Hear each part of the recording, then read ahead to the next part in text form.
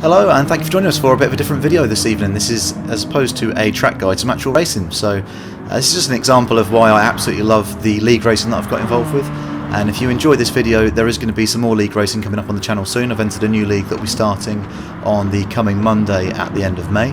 So really looking forwad to that. It's going to be a 4 or 5 man team and some really competitive lobbies. This is some racing I do with the Race Asylum team that I race with. So it's really competitive lobbies. Really interesting. So there's teams of 3. We all had to choose we got chosen at random a nation at the beginning, and you then have to use a car from that nationality. So we're in the Hyundai, which is not necessarily the best car at anything. It's kind of good all round. It's not too bad around the corners. It's not too slow, but it's definitely not the fastest in a straight line. It does struggle with rotation a little bit, and it's not particularly great accelerating, but somehow when you absolutely push the car to the limit, it does seem to be a decent car to be in, but you have got to really push it to the max. The one thing it's got going for it is very stable and easy to drive, so you can just chuck it around and do whatever you like to it, and it seems to take it. So this is a particularly exciting race that I had the other night at Suzuka. It's a 20-minute race, and I'm on the super soft tyres. There's 2 of the teammates were on super softs in each race, and then 1 on the mediums. So my teammate Pup and Blitz. Blitz was on the super soft, same as me, and Pup was on the mediums for race 1. And just had a really great battle for trying to get the best result that I could. So we're going to jump in here, watch the qualifying, and then the first race and commentate. I'll probably skip through some little bits of it if there's not much action going on. But yeah, I hope you enjoy this slightly different video, and there will be more league racing coming soon, so if you enjoy the content, stick around for some more. Let's get into the race and see how it went. So as I said, first off we're going to have a look at the qualifying, and as you see there, it's 5 minutes for quali, so you only really get a chance to get 2, maybe 3 laps in if you get out straight away, and this was my best lap, which is my first flying lap. I was lucky, I suppose, to get the draft coming down the straight here from Sophie, and I've got enough of a run that I feel confident going into turn 1 and getting past her without compromising her entry too badly, so my car was able to be a bit later on the brakes there, get around the really tricky first pair of corners which you have to carry loads of speed through to get a good lap time. My optimal that I've been trying to aim for when I've been warming up, I think was a 2:08.6, but I hadn't got anywhere near it, so I'm really just trying to get as close as I can. As you're coming up through the S's here, the car was really struggling with rotation, so I'm actually on brake balance +5, so all the way to the rear, and just trying to use the curbs, bits of grass, anything that I can to get the car to rotate at these more technical sections. Going to come up here through Degner 1 and 2, another really important section to carry speed through, but the car was understeering off to the left here really badly if you didn't catch that inside curb, so luckily we catch the curb nice on the inside here. And the hairpin, again, another really tricky one to get this car to rotate around. With the brake balance all the way to the back, I sort of drift it around and use the curb there to spin the car about. I did find a bit of a better way to do that during the race, but I was kind of just throwing it in like a madman there during quali to try and get the car to rotate around as best I could.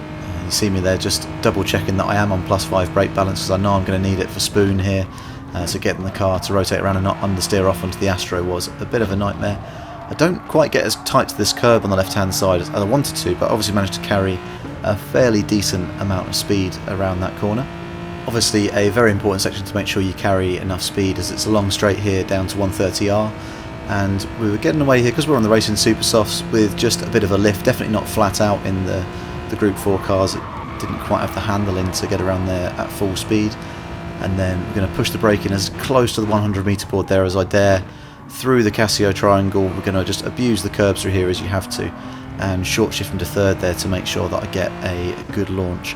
And with 35 seconds left, so barely enough time to start a second lap, I managed to get that 2:08.6 that was previously my optimal lap, so I was really pleased with that. And as we're going to see if we skip ahead here, that was actually good enough to be starting on pole in this particular race. Not that gives me too much room for comfort really, because I've got King Ears and R. Clark starting behind me, who are definitely 2 of the fastest drivers in RA, and the Veyron is just a beast in a straight line, as anyone will know who's driven it, but the Genesis is pretty good off the line here, so we're going to have TC on 1, just try and make sure we get a good launch.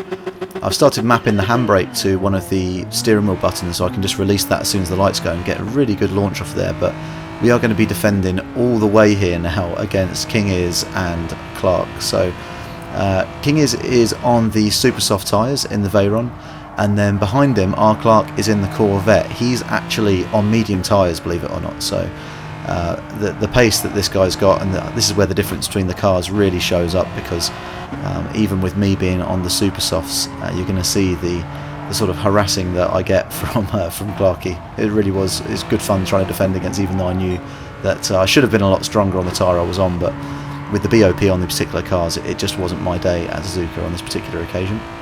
As a team though, I feel like we managed to put in a decent starting position really, because you've got Blitz there in 4th, and Pup, our teammate on the medium tyres, is down in 6th, so really some quite good starting positions for a team that were in a car that was honestly really struggling. I mean, I know it's easy for me to say that, but if you did any laps in any other cars and then jumped in the Genesis, it would just, yeah, it wasn't fun, but really mess up my entry there into the hairpin, and that is going to give Ears the run on me for sure. I mean, he's already got the straight line advantage as it is, but we're coming down a reasonably long straight here, and I'm going to choose to just let him pass. I figured I could try and really fight it and go super aggressive, but you see he comes past me with ease there. It's not worth it. I'm just better off tucking into the slipstream and maybe trying to use that to break away from the pack a little bit. I wasn't paying enough attention, so I wasn't actually sure whether Clarky was on the medium or the super soft tyres, so I'm thinking that he's on the supers and I really need to get going, so I know by reputation how fast he is, even though we haven't driven against each other very much. And I'm thinking maybe here I might be able to use the slipstream to pull away a touch. Now, I hadn't really done any laps in the slipstream there, and I'd lift just a little bit too little, go wide over onto the Astro, and as I come back on, I'm just going to get on in time to hit the brakes for Casio Triangle, and going to keep Clarky behind us, although he gets a much better launch off the corner there. Probably got slightly dirty tyres, I would imagine, after having gone off wide.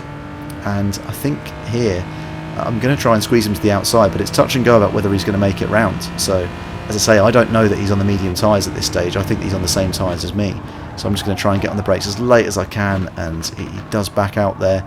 There's not going to be room for two of us to get around there quickly enough, and luckily just use enough of that inside curb there to help me rotate the car and get back on the racing line. I feel like this was one of the sections where the car was probably struggling the most, and you can see how much I'm up and down the gears. I was joking on the team chat that my wheel was going to be worn out from the amount of times I was going between 3rd and 4th up there, and just using all the curbs to try and get the car to turn around. You see there, catching even a little bit of the grass just to help myself keep my foot planted and keep the car rotating around. And unfortunately here at this point, King is just pulling away, so he's already broken the slipstream, and I'm thinking this is going to be me fighting for 2nd place at this stage. I mean, there's no way that I'm going to catch up enough in my mind to get back into 1st place. We do try and learn how to do this hairpin a little bit better, so here I try going just a little bit deeper instead of cutting quite as tight. It's not quite perfect yet. I want to try and come out much wider and then sort of change the angle that I'm coming across at and get on the power earlier, so we're going to see how that develops through the race.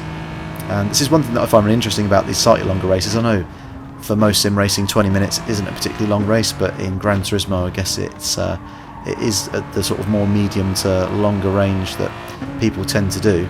It really gives you a chance to try and get into the rhythm of the track, find the little things that you can do to find time and gain an advantage over the drivers around you, which is really enjoyable. Now for the first time we're going to have to defend here, as it looks like Clarky is going to have enough pace to come up the inside, but he's just had to lift off as we reached 130R at the very moment where he was probably getting close enough to make a move. Sling the car into the chicane here, again using all that curb, short shift into 3rd gear to get a good launch, and we managed to pull out a little bit of a lead there, so making ourselves a bit of a comfort gap coming into T1. It's going to get really hairy if, as you come out of that corner, the driver behind you is within sort of 3 or 4 tenths, then you're going to be getting passed into T1, so I'm just trying to make sure that before we come onto that straight that I've pulled out enough of an advantage. But it's kind of starting to look here now like I might be kind of in no man's land, so I'm about to break the split hopefully if I if I pull away from Clarky here, and King is, whilst I'm pulling a little bit of time back to him, it's not exactly a lot. He's still gradually going to be eking out, and I'm wondering whether I'm going to fall into this in between of just hovering in 2nd place. But we do go purple there by 3 tenths, so putting in another good lap on par with my qualifying lap there. Now we're just going to skip forward here to the start of lap 4, so I managed to put in a 2:08.8 in the end, but is putting in a 2:08.6, so he's pulling away. And we're going to see here, I've got a nice little advantage to Clarkey, but this is just how easy it is to lose speed through the more technical sections. So the way that that Corvette is rotating, I think I've revved the gear out just a little bit too much there, which slows me up. Suddenly he's back in the slipstream, and you're going to see just how quickly he gains up on me here. So we do go purple again, so definitely quick through that first sector. I was managing to hook up the apex as well, but he is going to come tearing up here as we come through Degner 1 and 2. I think that maybe just a little bit too heavy on the brake here coming through Degner 2, but I was terrified of going off wide where I would lose a lot more speed. And all of a sudden he's within 4/10, so again with the hairpin being so crucial for rotation, I managed to stay out wide there for a little bit longer, and I think get a better line to get on the power, just using the curb at the very end there to rotate the car as I accelerate. But we're ultimately losing ground here to the car behind, and in the meantime Ears is now 1.7 seconds ahead, so it's not looking great for us in the Genesis at this very moment in time. But we're going to persevere as we come round Spoon Curve onto the back straight, and this is where it's going to be really dangerous. So 2.5, 3/10 there at one point. It's just over 3/10 as we're coming down the straight. Now there's only so much I can do. I can't swerve here. I can move from side to side to break the slipstream, but once it's at the point where Clarkey can make a move, I can only defend once. And here, luckily, he doesn't quite have the run, or either maybe even lifts a little bit to not make it past. And I guess that's probably part of his strategy, to just use my slipstream to keep putting in quick laps and make the move when it's definitely not going to be an issue. And we're just going to focus on really hooking up these laps as best as we possibly can. But put in a good lap there, but still 2:09.6, about a second off the pace of what King is doing, and he's gone tearing off to 2.4 seconds ahead now. However, this lap is going to be an absolute flyer, so you get bonus points in this league for qualifying first. Obviously you get scored based on your position, but you also get bonus points for fastest lap. So Ears put in a 2:08.6, which is already better than my qualifying time was and my previous optimal. But I'm really always still trying to push to get the fastest lap. I think it's 3 bonus points, so with 3 races every Sunday, and then that over the league really adds up. And you see there we go, 3/10 purple in sector 1, so absolutely flying through that first sector, which has allowed us to pull out a little bit from Clarkey there, and yeah, put ourselves in a good position to try and get fastest lap. So trying to carry here as much speed as I dare as we come through Degner 2, short shift into third and using all of that runoff without getting the right tyres on. Still 3/10 purple as we come through sector 2, so absolutely tearing along. Pushing the brake zone here a little bit later than I had before, apexing late, getting on the power, and I think I've got a much better exit that way. This is one of the points at which I think it really clicked how to do that corner, that I needed to push the brake in a little bit deeper, come out a little bit deep into the apex, and then sort of cut the car around, and you gave yourself effectively a longer straight then coming out of that corner. So definitely a much better way to do that. As we push Spoon Curve right to the outside here as you need to if you're going for it. Hook this curb up, really important bit there, so by touching that inside curb I'm able to get on the power much earlier, because accelerating on the curb in Gran Turismo Sport, which is what this league is on, you just rotate the car a lot better than what the Genesis is able to normally. So going to see what the split is here as we come through, I think, sector 4. Now we've lost a bit of speed with the straights obviously against the Veyron, but we're still just over a 10th up, and all we've got to do now is nail our final braking zone. I was also learning to save that downshift into second a little bit later. If I was shifting down to second too early, then it was just kicking the back end of the car out, which was super unreliable. Now I know I'm on for a good lap, so I tucked to the inside and managed to put in a 2:08.527, so with slightly worn tyres in race conditions. I was really pleased with that, and we have managed to bag the fastest lap for now, so hopefully we managed to hang on to that for the rest of the race. Once again though, just skipping forward here to keep things moving, coming towards the end of lap 6, and I managed to get down, or back down to 1.4 seconds between myself and King is. And as we come through Casino Triangle here, this is the danger with longer races. I think he just cuts that apex a little bit too much there on the first part of the chicane, and gets a 1 second penalty. Now we have some quite strict rules in this league that there are 2 penalty burn zones, and you have to pull to the right hand side, burn your penalty, and then come back onto the racing line when it's safe. So King is, being the respectable driver that he is, pulls over, serves the penalty straight away, doesn't try and burn it off through the lap, and that is going to give us the lead back. But now puts me in a position where I'm in the lead, but I know I've got a much faster car behind me who is under a second, even after having served a second penalty. And it's going to be all about hanging on to the end here and seeing if I can cling on to this first place, which I would obviously desperately like to do.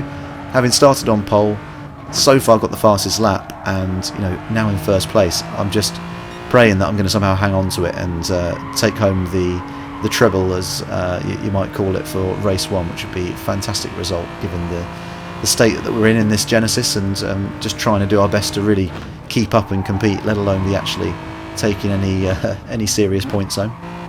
In order to do that, it's all just going to be about keeping it really smooth and consistent. So that's the most important thing in these longer races, is you need to be quick but consistently so. So if you're driving too much on the edge of your ability, you're just not going to be able to maintain that sort of pace. So trying to go as fast as I possibly can, but without pushing things past the point where I feel in control. I guess for me the main danger points on this track for that are Degner 2 and Spoon Curve. So if you push wide at Degner 2 and end up off in the sand, you lose loads of time, you get a penalty if you hit that barrier. And here at Spoon, if you go wide, once the car goes that little bit wide, you're off, and you're in the marbles, the tyres get really dirty, it's going to be very, very messy. Now, as we look behind us here, Clark has actually managed to get past King is, so he's now the driver who's in our slip and is less than 4 tenths behind, so he's really charging on those medium tyres in the Corvette. The other nice thing though now about being in first, which the same I guess when I was in second and there was a big lead between myself and King is that you don't have to worry about any slipstream. So the slipstream is really strong on Gran Turismo Sport, and I'm just going to do my best to stay clean. Makes the car much more predictable to drive, and see Clarky just has a bit of a moment there coming off of the final curb. 2 tenths behind, so it's going to get very dangerous. I'll just hug the middle of the road here to make my car as wide as possible. He's going to look late move down the inside, but I'm just too far over and he's not able to get past. And this is the point where I sort of become pretty convinced that he is on the super soft, he is on the mediums and not on the super soft tyres. So I think if he was on supers, probably could have made a bit more of a move at that, or tried to put me under some more pressure. So it's given me some hope, and King has dropped off somewhat, so I don't know whether he got another penalty or if he just, that Veyron is pretty tricky to drive. He may have just had a bit of a tough moment through one of the corners, and that's all it takes for you to drop back a little bit here. So again, let's get forward to a little bit and see what's going on a bit further in the race. As we come about halfway around lap 8 then, you can see it's getting really tense here. So Clark is down to 2 tenths, barely 2 tenths behind me, and he's going to absolutely hound me now until the end. We've only got 3.5 minutes left on the clock, and we are going to be getting harassed right to the finish line here. So it's going to be a case of whether we can hang on or not. And I imagine that his sort of happiness to just sit behind me and enjoy the slipstream is probably going to disappear. I said as you're coming down this back straight, if you were within 2 or 3 tenths, you're going to be in a lot of trouble, and here you definitely are. So you see that rapidly goes down to barely a tenth. I'm just going to hold the inside. I have to use the brake just to make sure that I'm not going to go off wide and able to hang on, and luckily we're able just to come around there without making any contact with each other. Really, really close driving, and that's one of the reasons why I absolutely love this league racing. You can just trust the drivers around you so much. You're only allowed to make one defensive move.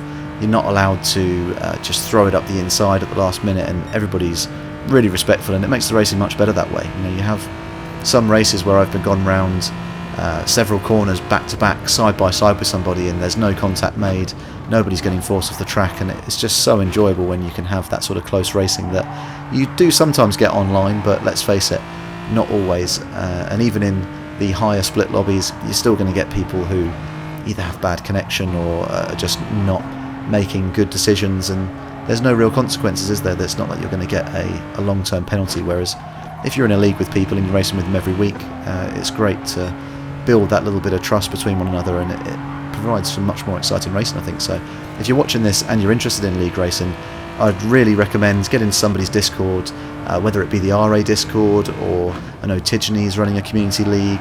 Kirith is going to be looking to run a community league as well once the GT7 servers are a little bit more reliable.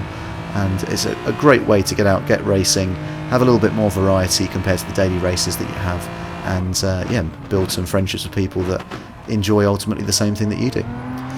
Now we're coming round here for what is going to be the penultimate lap. As we come around the hairpin, managed to pull back out to 4 tenths here, so getting a little bit more space than what we had the last time round, but still by no means a comfortable distance to be in front of such a fast driver.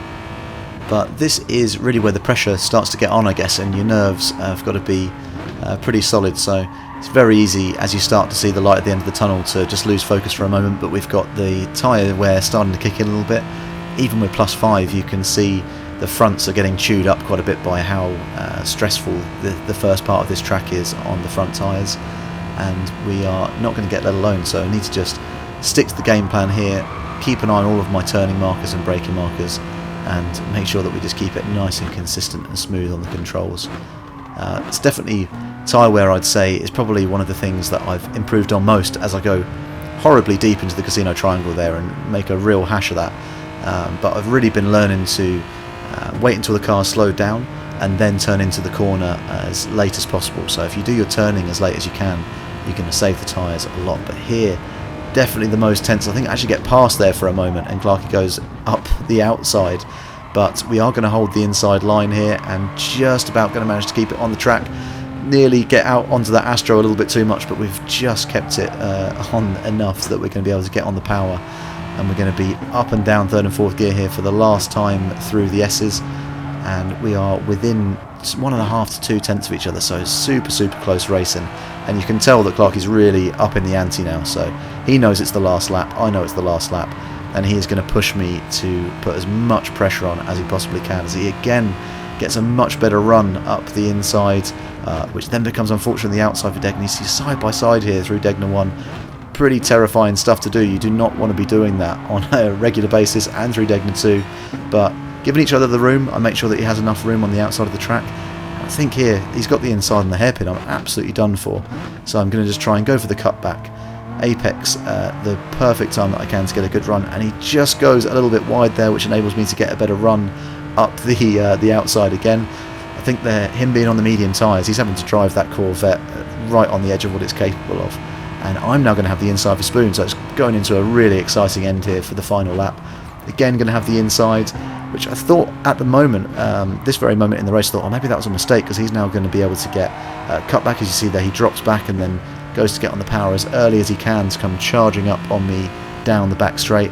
But I'm going to just hold the inside for 130R here. Really tough place to make a move on the outside, because if he's not fully passed by the time that we get to the corner, I'm just going to be able to tap the brake here, turn in. I'm still going to give him enough room on the outside, but he's just not going to be able to get past. It does, however, give him the inside for the next corner, which was pretty terrifying, so I just get on the brakes as absolutely late as I can and just manage to keep the car ahead, turning at the apex there, and that's going to be enough to hang on to the win. So we tuck into the inside, so he hasn't got a chance to cut up there and get past, and we managed to come first in that race. So that was a really exciting race for me to be in. I hope that's a good example of why you should get involved in league racing if you're not. Do look out for the league racing starting next Monday. Thanks very much for tuning in. Drop a like and subscribe if you've enjoyed the video, and we'll see you again soon.